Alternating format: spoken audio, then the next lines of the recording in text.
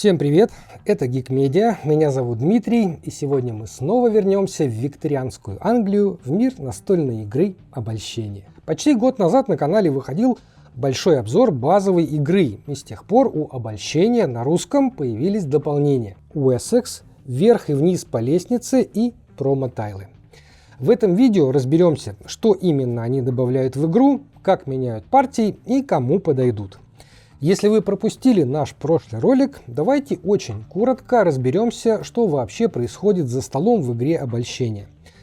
Каждый игрок управляет аристократической семьей с собственным поместьем.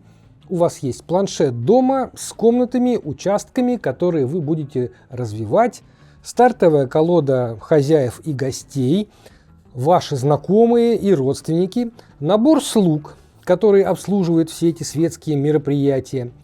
Ход в игре выглядит примерно так. Вы выбираете тайл поместья, где устраиваете события, например, болс на траве, вечерний музыкальный вечер, охоту или чай. Выбираете карту гостя с руки, которых приглашаете на это событие.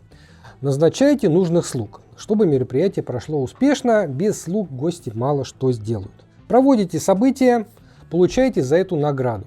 Репутацию, деньги, новых каких-то знакомых, очки и возможности развивать поместье.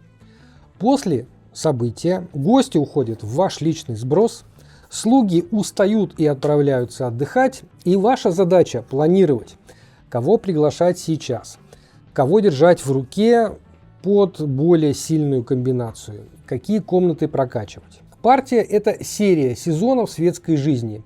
Вы прокачиваете поместье, заводите связи и пытаетесь выгодно к концу партии породниться с очень престижными людьми.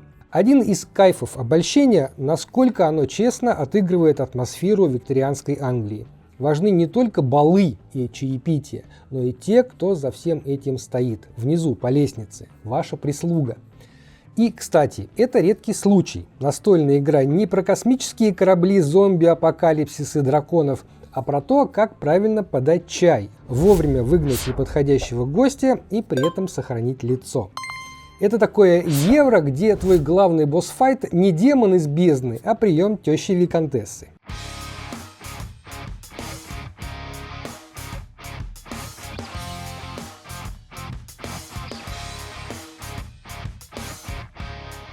Теперь перейдем к дополнениям.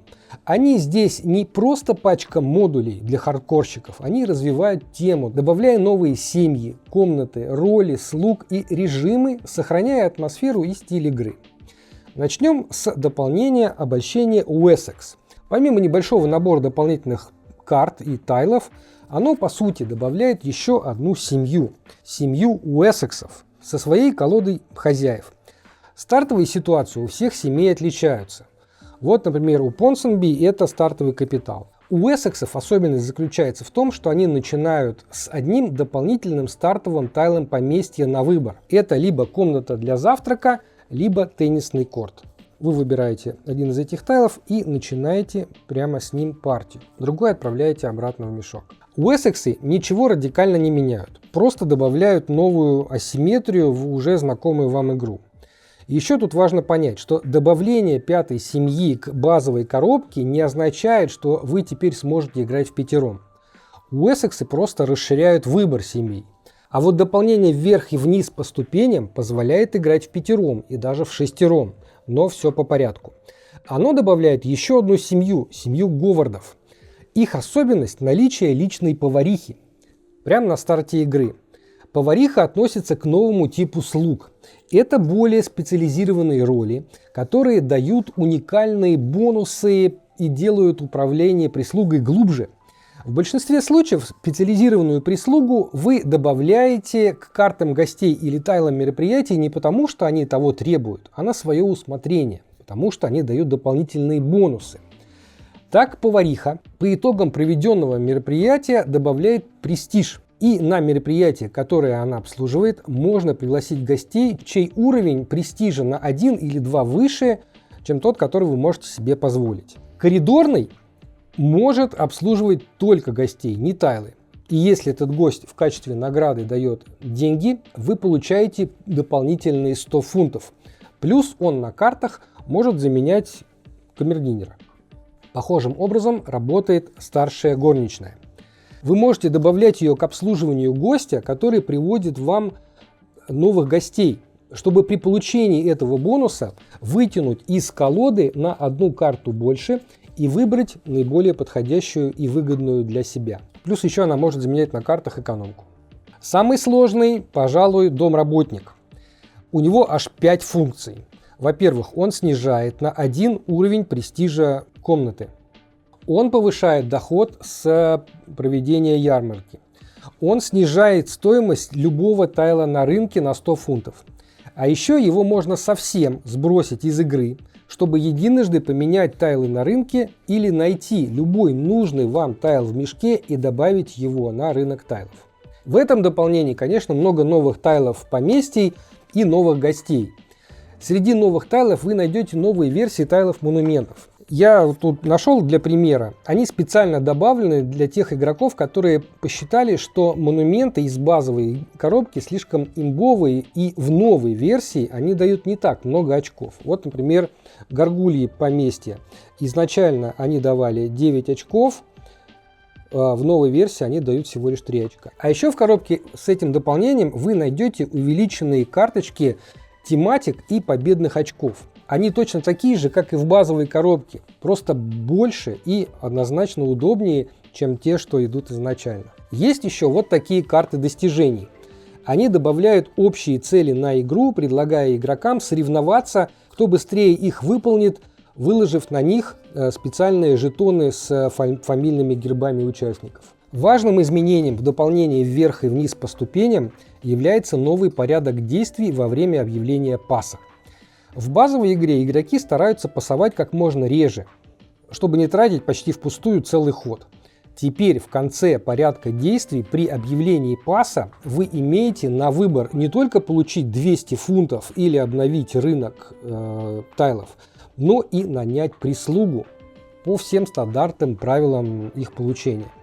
Что, конечно, добавляет новый уровень стратегических решений на партию. Дополнение предлагает несколько новых режимов игры, один из которых командный, в котором вы можете играть парами вчетвером или даже в шестером, помогая друг другу деньгами, одалживая слуг, приглашая членов их семей к себе в гости. Причем финальные очки не просто складываются, а берутся для каких-то показателей нижние, для каких-то верхние, для каких-то средние значения. То есть игра заставляет вас не просто прокачать одну из семей в паре, а стараться для себя и для партнера. Есть также режим для тех, кто не любит слишком много рандома. Для этого режима используют вот такой вариант счетчика раундов. Они идут по кругу, и эта игра продолжается до тех пор, пока кто-то не достигнет максимального уровня престижа.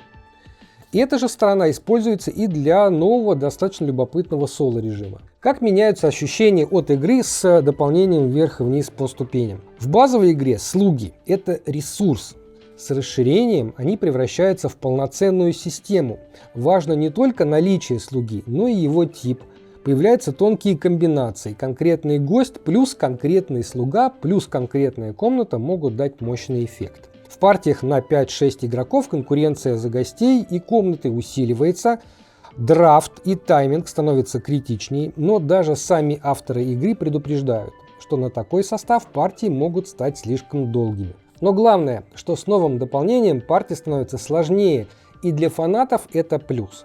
Игра раскрывается глубже и дает больше возможностей проявить себя. Вверх и вниз по ступеням подойдет для тех, кто влюбился в базу и регулярно играет. Для тех, кто хочет поглубже прокачать аспект управления слугами и получить режимы на 5-6 человек.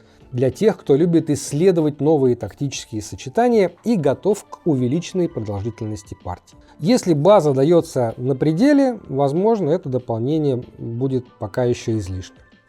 Но для фанатов оно, конечно, ключевое. Дополнение промо-тайлы – это набор дополнительных комнат и специальных тайлов, ранее распространявшихся как промо на кикстартерах, в магазинах, на мероприятиях и так далее. В локализации они собраны в одну маленькую коробку. Они дают новые специфические эффекты, уникальные комнаты и небольшие возможности для новых комбинаций. Например, смотрите, какой интересный тайл. Olderly Hall. И для него есть целое пояснение, как он работает. Этот специальный жетон нельзя купить. В начале второго сезона его помещают на место стоимостью 800 фунтов. После покупки других жетонов этот жетон сдвигается влево. Как только он достигает места со стоимостью 500 фунтов, событие немедленно активируется. То есть что-то происходит. Объявляется костюмированный бал, и тайл разыгрывается по определенным правилам. То есть это добавляет интересность просто в игру. Это не глобальное усложнение, а специи. Они почти не увеличивают правила, но добавляют вариативность. Иногда усиливают отдельные стратегии и делают каждую партию чуть-чуть уникальнее. Это дополнение нужно фанатам, которые любят, когда каждая партия отличается. Тем, кто хочет собрать полную коллекцию компонентов, тем, кто не против немного большей вариативности и ситуативных комбинаций. Итак, какое дополнение брать и в каком порядке? Если вы только знакомитесь с обольщением, покупайте базу, играете несколько партий и понимаете, нравится ли тема или стиль, и дальше уже смотрите по обстоятельствам. Если вы сыграли 5-10 партий и нравится, но не хочется усложнять, смотрите в сторону Wessex. Это добавляет новые семьи и стартовые ситуации без серьезного усложнения правил. Если вы играете регулярно и чувствуете, что базу уже читаете, берите вверх и вниз по ступеням. Она дает глубину, новые типы слуг, семью говардов, режимы на 5-6 игроков и новые режимы игры. Это значительный апгрейд.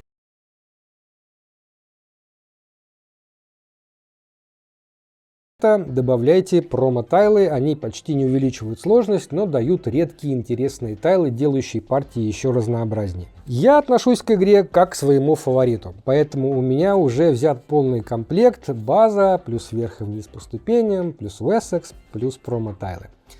Тут еще дополнение персонажа на подходе и, похоже, надо брать. Считаю, что для тех, кто хочет полноценно исследовать все возможности обольщения, это идеальный набор. Главное вводить дополнения по очереди, а не нагромождать их в первой же партии, чтобы не перегрузить новичков. В итоге обольщение с дополнениями превращается в очень гибкую и богатую систему.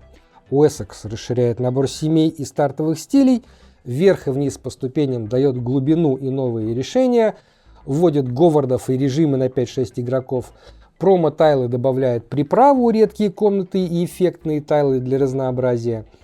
Пишите в комментариях, играли ли вы в обольщение и какие дополнения уже попробовали, не нужно ли по-вашему еще что-то в этой игре. А на этом у меня сегодня все. С вами был Дмитрий и канал Geek Media. Играйте в настольные игры. Всего вам хорошего. Пока-пока.